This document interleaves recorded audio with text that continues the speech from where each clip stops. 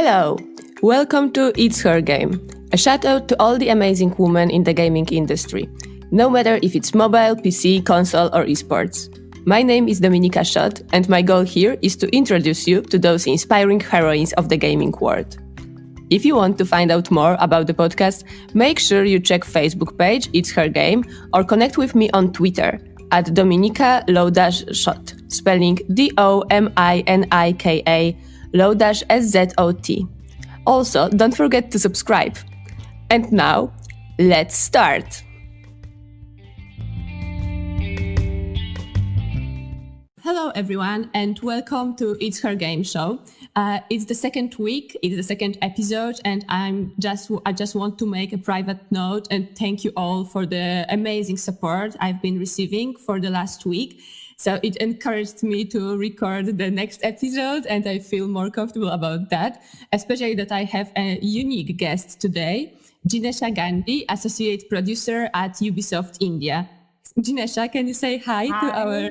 Hi, Dominika. Hi, everybody. Thank you so much for having me on your podcast. I'm really excited to discuss about video games, India, and I'm open to any of the questions that you may have. That's great. And just before we start, I wanted to say that it's extremely amazing that we can be on two different parts of the globe and still have this conversation, because I'm currently based in Warsaw, Poland. And Jinesha, can you say our listeners whereabouts in the world are you? So I'm based in Pune in India. So yeah, I mean, we are pretty far, but with the internet and the way the world is now, I think you tend to become closer and closer every day. Yeah, absolutely. And it's great that we could meet because of the passion that we share in common, video games. And I'm glad we can discuss it today. Yeah. So looking forward to it. Exactly. Jinesha, it's great to have you on the show today. We had a chance to catch up before recording this episode, and I have been truly inspired by your motivation and persistence in reaching for your gaming dreams. So could you share with us a bit more about what was your educational and career journey into your current role? So for me, when I started, my journey, I studied bachelor's in business management, and then I did a course on 3D animation because I was always intrigued with 3D characters. Especially when I was a kid, I used to see a lot of cartoons, a lot of animations, and I knew I have to be part of this industry. This is my calling.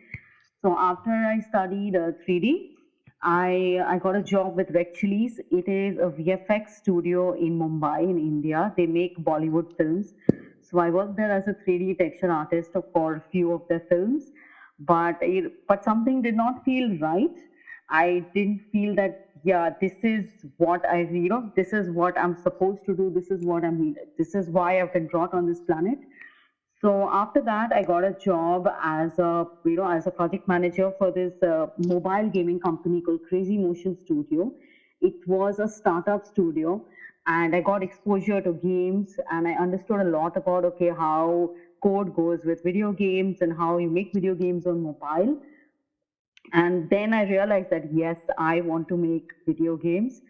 So from there, I moved on to an IT company because the city that I was staying in, Ahmedabad in Gujarat, they didn't have much, they didn't have a lot of gaming opportunities. So I had to be there for a few years because of family reasons. And I worked on IT projects, learned a lot about project management. And eventually I got my break with Ubisoft in India. So it's been 3.5 years with them. I've worked on quite a lot of projects, and the journey has been fabulous, and there's no looking back.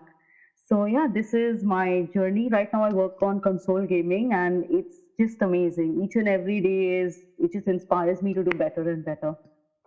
I love to hear you speaking about gaming. It gives me shivers because basically you are so passionate about that and so emotional that it's just a pleasure to listen to that. Thank you. I mean, I just love this field. I'm 100% sure I'm going to do this for the rest of my life.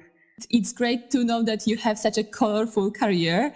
I'm pretty intrigued about the Bollywood part, but this podcast is not about that. But currently you are working for a global, well-known company. And as you said, the road to this place was not easy. What do you consider to be the biggest challenge on the way to the place that you are in now? So for me, I think, the biggest challenge was finding a good school that focuses solely on creating video games. In India, like 10 years back when I was studying, we had nothing. There was no concept of, okay, making game dev, having coding for game dev, having 3D art for game development. We just had normal, we just had normal 3D studies, as I would say, a certification course where they teach you how the softwares run, but there was nothing specific just to understand how this industry works and the business works. So for me, I think this was the biggest challenge because I never got the chance to really study game design or level design or, probably creative coding when it comes to gaming. And now things have changed because of the internet and the accessibility we have these days to the courses online, which I didn't have. So I really feel that if I had the chance to study video games, I would have probably pursued my career into game direction. I wouldn't have been a producer for sure. But even being a producer is amazing because I get to work with so many people, and also I think a lot of people a lot of people don't understand, especially as I mentioned, when it comes to studying video games, making a game, it's way beyond coding and 3D softwares. It's about learning the art of storytelling with your level designing, your game design, your characters, and beautifully stitching it together with lines of code. How do you make it interesting? So all these things, I wish I had access to all these documents and studying material. Yeah, absolutely. I know that you are a self-learner and you've learned a lot by yourself when it comes to games. But I think that your position is really interesting, especially that all the things that you've described, all this creativity, you are in charge of putting that into the business framework, right? So of making a product from that and sometimes stop the creativity, sometimes encourage it. I think it's a challenge too, right?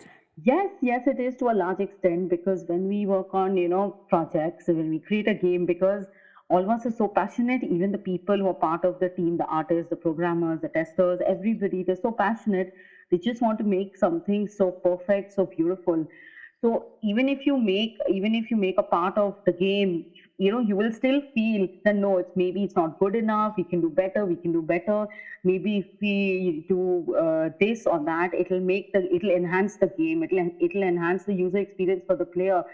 But then we also, from a producer or a project management point of view, we have to keep in mind the release of the game. We have to keep in mind, what the marketing team has, what is their expectations, and also the budget of the game, the amount of man hours that we've already projected for the release of the game. So yeah, we have to make a few decisions around that, taking into consideration we do not compromise on the video game quality or the video game aspects. So yeah, it is a challenge in a way when it comes to explaining to your team why we are making certain decisions of cutting certain parts of the game and maybe pushing it for a DLC or day one patch. Why certain aspects of the game have a higher priority than something else. So yeah, I mean, it's interesting from my point of view because I get to put my hands on all small aspects of the video game development life cycle and teams, and then explaining it to my team is also, I think, challenging and fun to make them understand at an artistic level or make them understand when they're programmers or testers. So yeah, I mean, it's interesting. It's a challenge. Yeah, absolutely. It requires from you to combine the psychological skills, the soft skills, with the broad understanding of video games. So I think it's a profession in which you don't have 2 days that look the same, I guess, right? No, no, every day is different. There's always something new. There is something to learn. Either it is an issue that has come that you need to help solve, or you need to find the correct people who will come and solve the problem, or it is, finding solutions for something else. So it is interesting, or you get new work every day. So it is always fun. This industry, I promise you, never gets boring. Yeah, absolutely. I can totally agree on that. And regarding the fact that you are so passionate about work, about the video games, what makes you passionate about working in this industry? So what I think what I love the most about working in this industry is creating a world for the players, where creating an illusion for them where they can completely lose their reality and they can jump into the reality I have created for them, my team has created for them. So you're giving the players a chance to do things that probably they could never do in their real life. So when I play certain games, like some games I really love, like Uncharted or Tomb Raider, when I play such games, God of War, it takes me into a different timeline. And I'm like, oh wow, I can control, this of the character. I can make the character go there. I can fight like this. So it's really interesting. I mean, it gives us a chance to never ever get bored, because there's always something to do, and there are a lot of things when you play the game. Also, you have to think as a player. Okay, if I take this path, what's going to happen? How do I solve this puzzle, for example? How do I reach from point A to point B? So to create that entire experience and give it to them and have them play and appreciate the game, I think that's what I really really love. Yeah, I think it's amazing that games have evolved from being an entertainment, a pure entertainment, to being a tool that allow people to travel across worlds, ages, universes. You know, with the advancement of the graphics, with the advancement of the narratives, all the opportunities that we have now, and the consoles, the platforms on which we can play. It's great that we can deliver as well entertainment as education and making people more familiar with the world outside, right?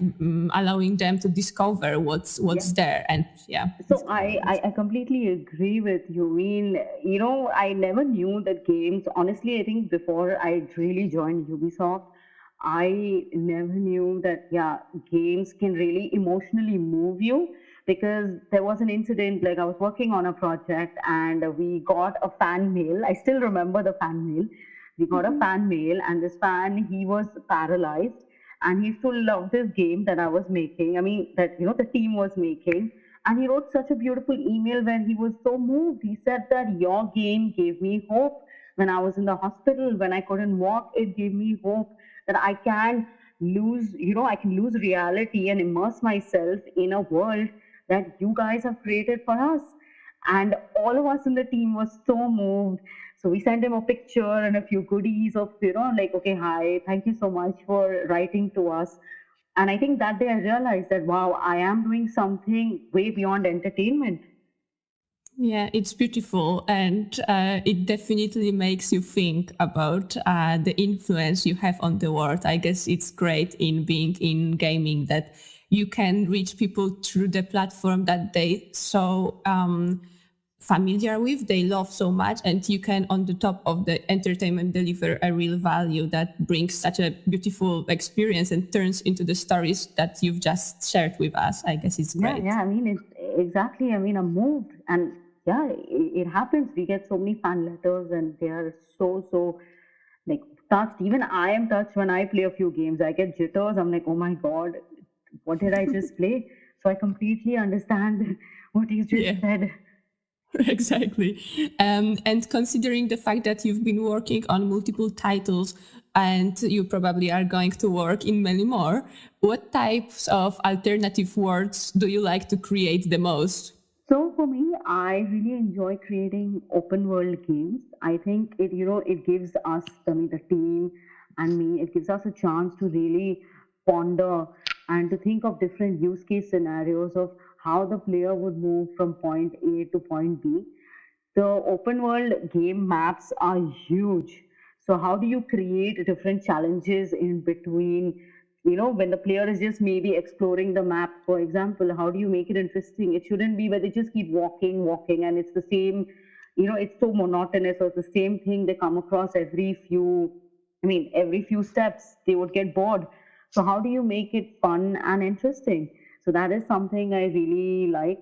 And I mean, that's something that I love thinking about. And a game that does it really well, I would say, is The Legends of Zelda. Mhm. They've actually done this superbly well, where you're walking on the map and then you come across different people and different missions to play. So yeah, that's. I mean, I love open world games, making open world games.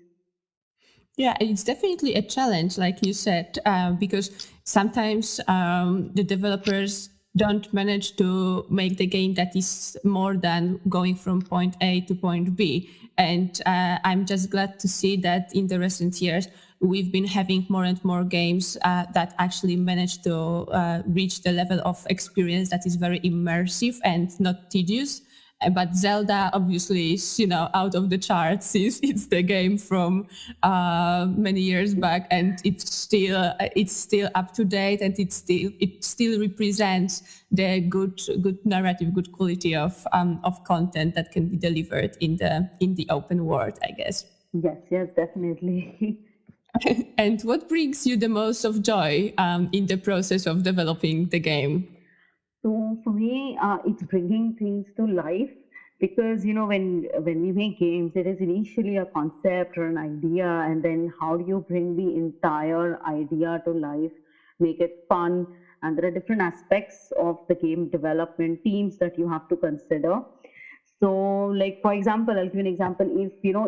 If we get a concept for a character, I think it's really interesting to sit with the team and brainstorm on how you want to achieve this in 3D. How do you want to bring it to life? I mean, you have to think of a lot of things. As I mentioned, it's not only creating the character in 3D. How will it look in the game engine?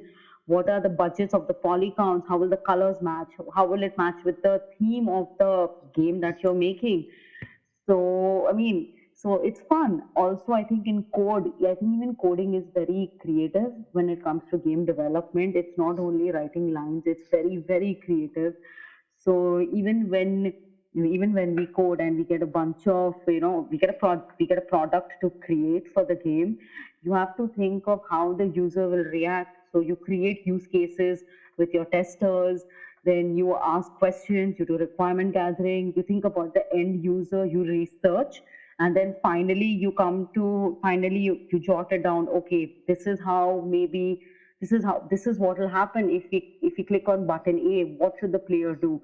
If we click on button B, what should happen? So things like that, bringing all that together is a lot of fun, and creating something out of this. Yeah, absolutely. The whole navigating the game part is, I guess, very interesting because people have certain behavior already in the games, right? They are accustomed with certain way of navigating their characters. One funny thing, one anecdote that I remember is that in the UK now they changed the wheel in the tanks into something more similar to the Xbox pad, because now people are so accustomed with using those devices that it would be easier for them even in real life to use something what reminds them of pad from console. So that's to what extent the gaming can influence later the Yeah. the real life, right? So Yes, I it's really mean, interesting. I completely agree because even when we make games, players are used to they're used to doing certain things. So when I hold my Xbox controller, I click on X. I'm like, okay, X will give me options, for example, on the UI, or if I go on the joystick, the character has to move. So these are things which is in your subconscious. So if you try to change that aspect, the player will not be really comfortable. It'll take a lot of training and learning, and people tend to get bored if you put them through that series of training. So you have to keep that in mind, taking things that they're already used to and then finding new ways of making it interesting for them. Exactly, exactly. I think it's a great challenge in gaming. And considering your experience in managing projects from IT, mobile games, and currently AAA titles, how is this experience different across the industries? So it's different. So in IT, you get to learn a lot on how mobile works, on how far these small devices have come along, the possibilities are endless when it comes to app creations. Like there's so many creative and fun apps these days. And for mobile games also, I think it's a lot similar. Like you get to create 3D moving objects, and you get to map them with, by creating UI features, so the player can play on this small device. So for mobile, the life cycle is fairly smaller when it comes to creating mobile games. And console, it is big. It is fairly big because consoles give you. I mean, for consoles, it's a different ball game. You have more RAM. You have high-end graphics card. It is the possibilities are endless. You can do so much. Like currently, most console games, they run on a 1080 pixel resolution at 60 FPS. So you get to create games on such strong devices, and this provides an immersive experience to the gamer. So for mobile, I think it's coming. Mobile has really come along. What it was 10 years back, the devices are strong, but still it's not the same. You can't compare it to console, and it is not feasible to have console graphics on mobile devices right now. You do have to compromise a little bit to bring it on the small device. Yes, absolutely. But what do you think AAA developers would have to do in order to overcome this issue of limited graphics on mobile if they want to provide the same level of entertainment as they do on consoles, for example? So technology is advancing and technology is evolving at a rapid speed. So things are changing really fast. Like the current gaming trends, they show that content is becoming device agnostic, and users are moving towards playing very popular high fidelity multi-user games. So some games like Fortnite and PUBG on mobile devices, they've done really really well. It looks like a high end game that they've made, and it is also available on console. And I was reading about Crytek. The game engines also have evolved drastically. When I was making mobile games so many years back, we had Unity, we had Cocos 2DX, and I know Unity is still being used. But for example, Crytek has been laying the foundation for its renowned Cry engine to support a full mobile tool suite. The game development platform, which is so well known for making cutting edge games, and they are, I mean, they are the industry leading company for the rendering, the real time lighting, the optimized VR support for PC and console. And now they're going to partner up with Google to bring their mobile tool suite on the Android ecosystems. So they were planning to launch a beta version in 2020. So I'm pretty sure soon, very soon, in the next few years, we will see high-end games which are there on console, on mobile as well. Yeah, absolutely. And considering that Crytek was, the foundation for Far Cry, I really crossing my fingers that this game will be available on mobile at some point. No, maybe it's gonna be just one click, like with Unity, and then obviously it's impossible to do it with one click. But I can still keep dreaming. So It's going to happen. It's not far away. I mean, I'm seeing the yeah. way things are evolving. Even the gaming devices are becoming stronger and stronger by each year. So yeah, it's going to be soon. Yeah, I hope. So, coming back to your experience as a manager, as a project manager, what are the key challenges for you in managing the game development projects?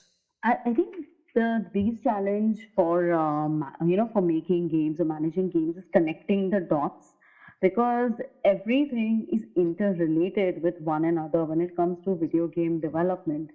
So as a producer or a project manager, we have to be on top of things. We have to speak with different teams and bring everyone together to ship that final product which we are working on. So I mean, the producers, they have to and the project managers, they have to understand the entire pipeline of what is game development. It is not only the process of project management, also it is understanding what each and every team contributes. because the teams are huge. You have level designers, level artists, 3D artists, character artists, rigging artists, vehicle artists, and programmers. You have UI tools, and I mean, it's just so many programmers, engine programmers. So how is everyone's work interrelated? So this is something I think is the biggest challenge of understanding that and bringing everyone together in a in a given time and shipping a beautiful game. Yeah, absolutely. So many layers to this one cake, right? It's quite a challenge, I guess. But from your experience, just out of curiosity, how many people are you managing now? What is the size of your team, like roughly? So right now in India, we have a team of 50 people. I manage around, you could say, 20 plus people. So, and the other half of the team is managed by, by one more manager, because here, as I mentioned, there's a lot to do. So we Yeah. need two, three producers in the project who will help manage different teams, and then the producers, they also come together and then they discuss, okay, what is being done in each other's teams, or if they need help or if they have any dependencies. It's just easier that way. Yeah, absolutely. There are so many things that you need to take under consideration. I believe it requires some special skills. So, what are the key skills you would recommend to develop in order to be successful in the position similar to what to the one that you have? Ah, honestly, what I believe, I mean, I can say yes, please, you need to get maybe project management degrees or Scrum Master certifications, or you need to study about game dev. But for me, what I believe is that you need to be super passionate to be in this industry and to really succeed, whether you're an artist or you're a programmer or you're a producer. You have to have passion and love, because that's the only way you will enjoy working in this field. Because many times what happens is, we have also many times we have probably a certain level of pressure, or we have like stringent deadlines. So around that time you really cannot get frustrated or angry or just want to quit. You need to be like, no, okay, fine, I know what needs to be done, I have to make it better, or I have to deliver XYZ of this part of the game. So yeah, it is passion, passion and love. It is love. For me, it is love. Every day when I open my computer, I enter the studio, I am in love. So I love learning. I keep reading, I keep asking people questions, and I'm open to learning from anybody in my team, even if they're juniors, seniors, it doesn't matter, because everyone has something to teach you. Yeah, I think like from what you're saying, I guess that to be open-minded, it's super important because, like you said, there are so many things that you are still, on the venture to discover that you cannot be discouraged by the fact that you might not be aware of something or something can be a challenge or a blocker. So you need to be fierce and you need Of to be course. well passionate. Of Yeah. course, I agree. You mean you can't be disheartened just because, maybe you're maybe you failed to deliver, you could say, in one sprint, or you made a mistake, or your team is really blocked and you have to submit. You have to just think of solutions, because only solutions matter, especially in a management role. It is only solutions, solutions, solutions. You might not have all the answers, but in your team you will hire people who are experts in their own groups, and then you get them on the job, you ask them questions, you learn from them. So that's how I mean, that's how this industry works. It works on passion and love. I mean, there are many people who join video games because they think it's very cool. I have seen such people. They're like, okay, we want to join. And I ask them, why? Why do you want to be in video games? Oh, it is cool. I'll get to play games for a living. I said, no, it's beyond that. You're creating something so beautiful. You have to think of that beauty, you have to think of that love. Then only you'll be able to survive and grow in this industry. Absolutely. For me, games now are a new way of communicating the values and the word to the people. So previously we had books, we had pictures, we had painting. Each generation has its own platform through which they can spread the values, they can create the value for the future generation. And I believe that for us now, it's games. And if you want to be in this industry, you need to feel it. You need to understand that you are about, like, you are on the mission of creating something what can influence people, just like books used to in the past, right? Now people don't read that much, but they do play games. Yes, yes, I completely agree. You need to have the feeling that, yes, I want to change the world with my story, with the game I create.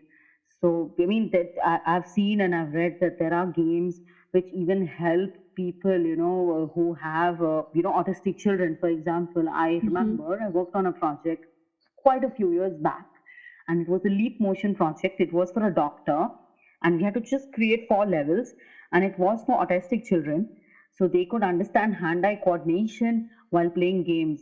So you have levels, you have points, and that feeling of achievement they would get, and they would have fun playing it instead of teaching them more from a book or teaching them verbally. They get to play games, they get to compete with their other friends or colleagues.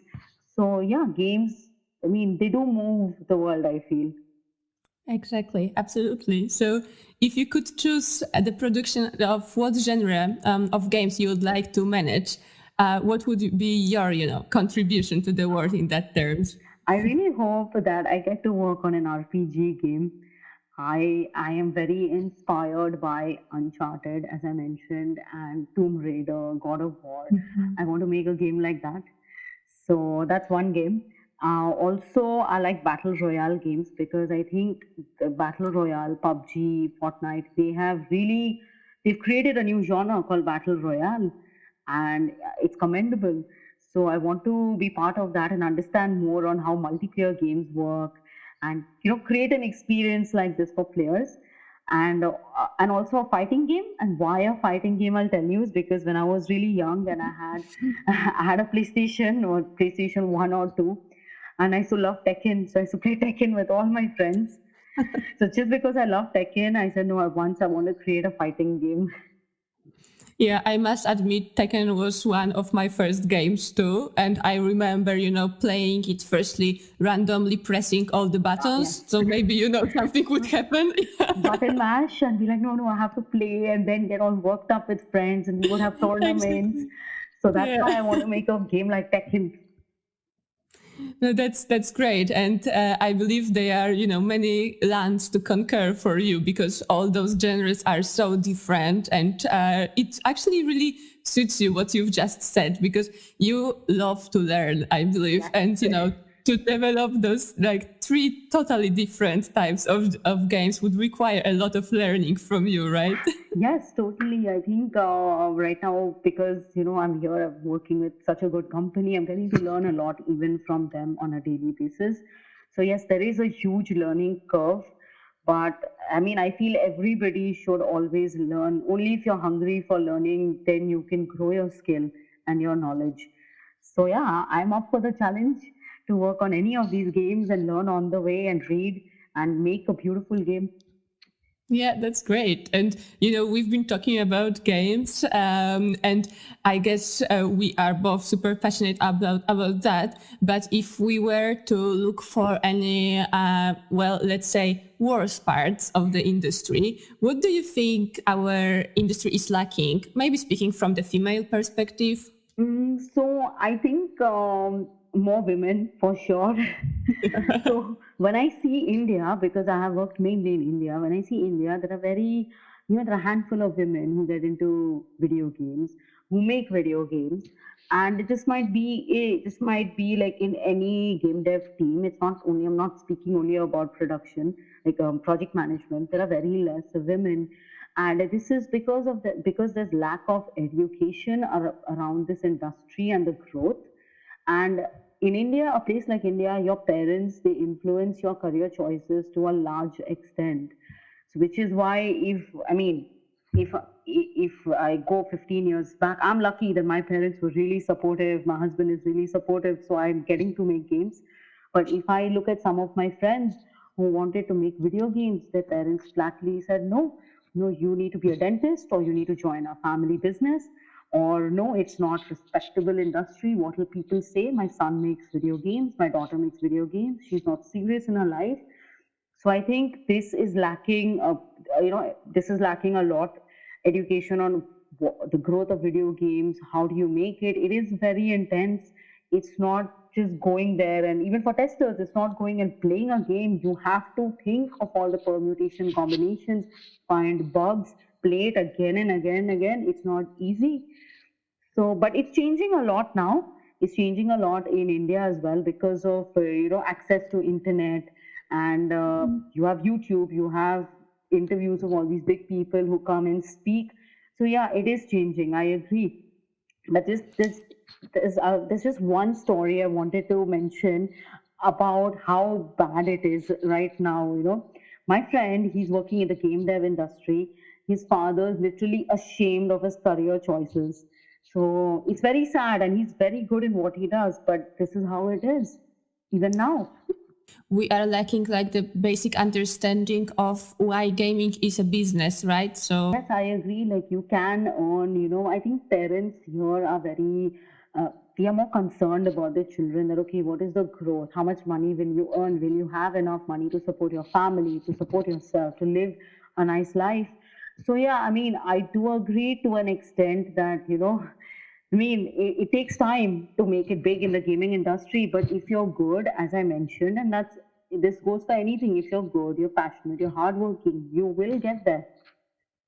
yeah, absolutely. I agree. I think it's a good statement to send to the world that even like no matter where you are in the world and how hard it can be to get into the industry of your dream, you can achieve that basically. Of course, it needs sometimes some extra push, but yeah, you can do that. You are a living example of that. You've been learning by yourself so many things and I what you're still doing have now. miles to go. I have still have so much to learn. I still feel that, yeah, maybe I don't know enough. And every day I learn from everyone around me. Yeah, but you are definitely on the good track, considering the passion with which you're talking about games. I'm 100% sure it is your way. Thank you. So we already know a little bit about you and your experience, but having you on the show, I couldn't miss a chance to talk about the gaming in India in general. So speaking from my perspective, as someone who's more on the marketing side of the industry, India is one of the fastest growing gaming markets, especially when it comes to mobile, from what we know. And a tempting market to tap into for many developers when it comes to mobile games. But what is yours, as someone who knows the best current local trends and the culture, perspective on the gaming industry in India? What are the current trends there? So I agree with you to a large extent. The mobile gaming market is huge in India because games are easily accessible on smartphone devices and it's cost effective as well. Now, smartphone, nearly everybody in the country has a smartphone. It's so cheap to get a smartphone and have access to internet and have access to your Play Store. If not, then you have unlimited games. So the current trends or genres the masses play here are casual. Most of the masses are casual gamers. So, and plus, I have seen a huge spike in real money gaming, poker, rummy, teen patti. So, people love playing people love gambling on these platforms like Adda 52, Poker Stars. They play with their friends. This market is very, very huge in India. And also, the scene is changing when it comes to console gaming or PC gaming because India is one country where most of the population is really young. I think we are probably amongst the only country, if I'm right, where the population is so young. So because the population is young, internet is so easily accessible. The young generation, they want to focus more on playing PC games or console games. So here in India itself, we have so many gaming tournaments. We have Dota tournaments, we have Takken tournaments, and it's huge at a national level. So the gaming scene is changing. And people here, I mean, they love FIFA, they love games which are sports oriented as well. I know so many people who buy consoles just because they love FIFA and they want to play with their friends. People love Dota, Counter Strike, they love Battle Royale games. And now, slowly, they've also started liking games like Cyberpunk or Uncharted, like RPG focused games as well. It's really interesting to observe that growth, right, in India. Yes. Yeah, but players and the type of content they consume is one part of the equation. And since you are working on the project management side, I believe you have a good overview of the game development scene in India. So, what do you think is the future of game development in your country? Well, for me, if I, if I represent India, and what I would wish for is I wish that in the future we are seen as a country that makes AAA games, because right now right now the gaming industry growth is dominantly affected by smartphone users. So most of the companies here, like even startups, they make games for for mobile users. And now big companies have seen potential. They've seen potential in the Indian market. So top international companies like Electronic Arts, Ubisoft, Rockstar, and Zynga have already set up development centers in our country, which only goes to show the quality of the game development talent present in our country. India has more than 55% population of gamers. And as I mentioned, the Indian market is the world's largest youth population and the second largest country in terms of internet users. There are many gaming companies, Indian gaming companies, that have gained international recognition. Companies like 99 Games, Octro, Apar Games, Games to Win, they are very, very huge and popular. So yeah, I mean, I would really want people to see us as a AAA country. So, what do you think are the key challenges or stereotypes to overcome when it comes to game development in India? So I think one of the stereotypes that people have when it comes to game development is that we are seen as an outsourcing country most of the times. Studios here, Indian bred companies, they get outsourcing work from very nice companies internationally.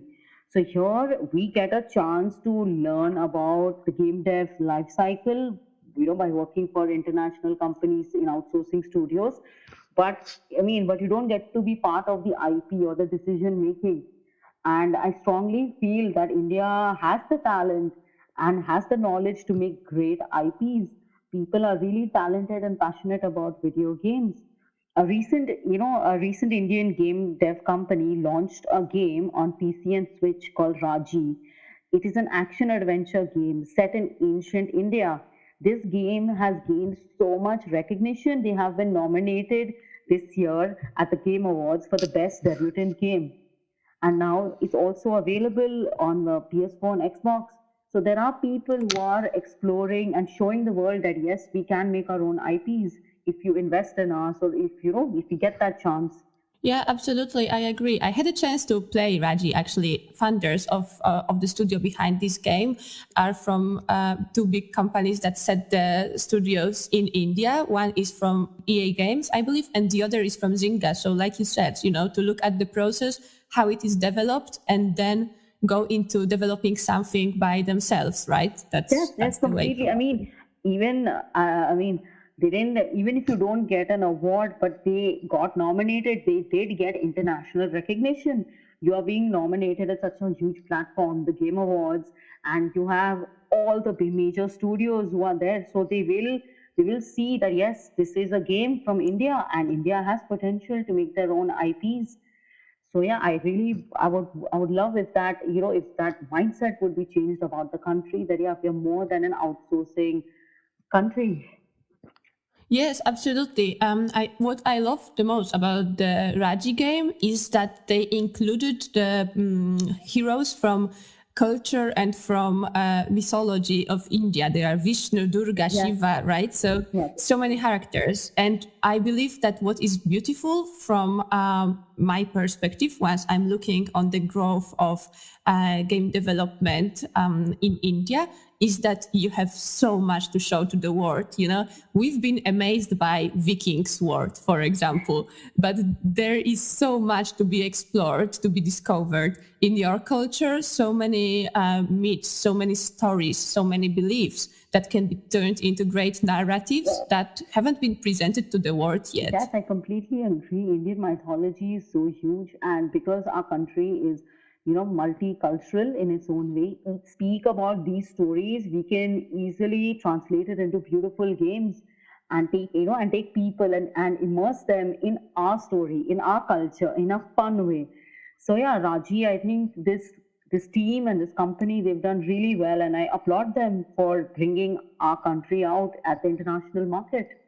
Yes, it's great. I'm really looking forward to that. I'm very interested in Indian culture, and I would love to see that being translated to the games because, like we said, they are, they were platforms to communicate with society in the past, like games, movies, etc. Now is the time for the games, so I'm really looking forward to see more Indian-driven narratives in the future. I guess that's gonna be amazing, Yes, amazing. yes. I hope I get a chance to make one soon and show it to the Exactly. world.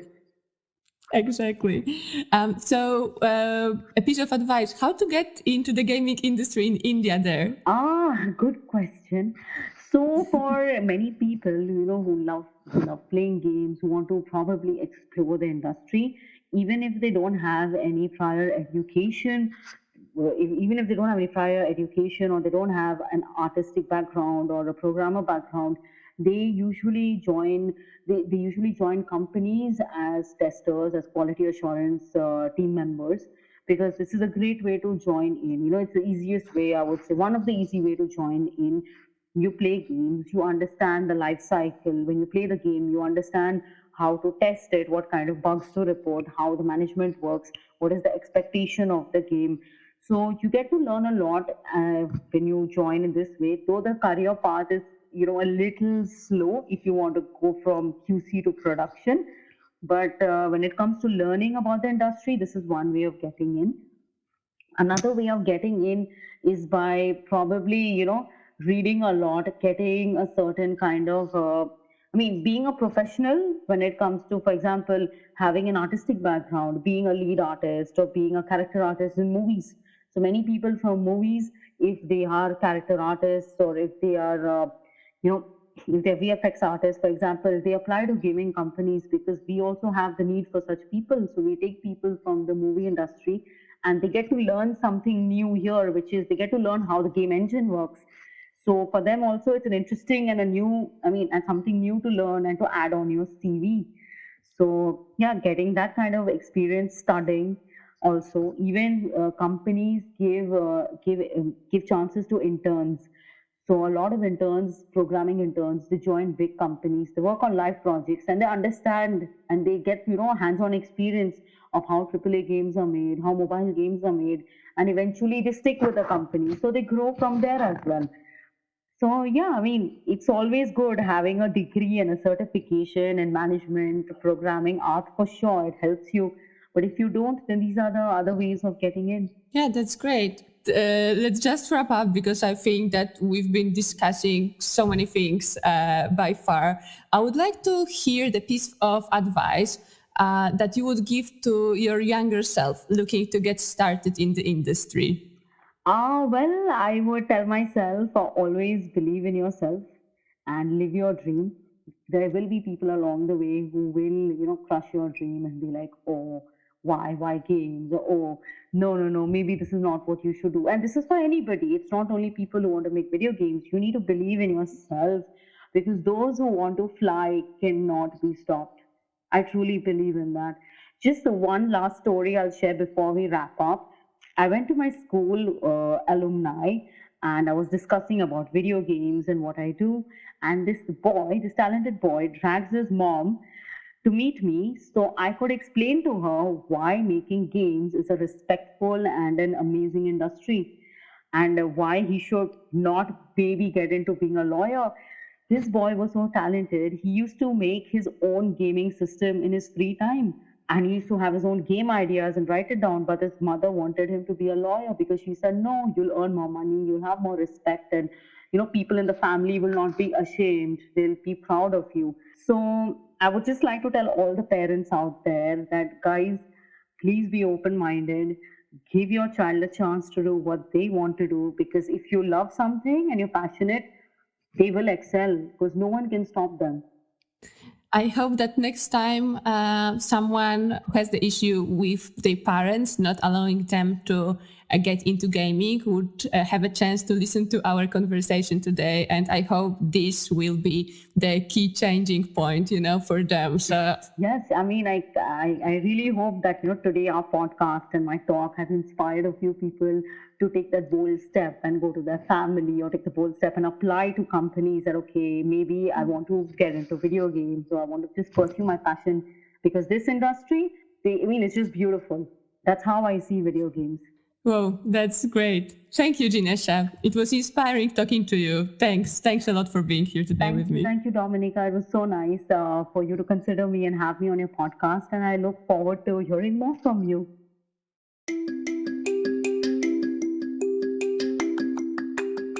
Thank you for being here today, no matter where in the world or at what point of your career stage you are. I'm truly curious about what this podcast brings to you today. Was it a spark of inspiration for your next project? A much-needed kick to send this one more application for a dreamed job position? Or maybe we simply had a chance to accompany you in your morning coffee routine. Connect with me via email or on Twitter and share your thoughts. Make sure you also like It's Her Game page on Facebook and follow the Instagram account It's Her Game _podcast for exclusive content and to make sure you won't miss the next episode. Have a wonderful day. Bye!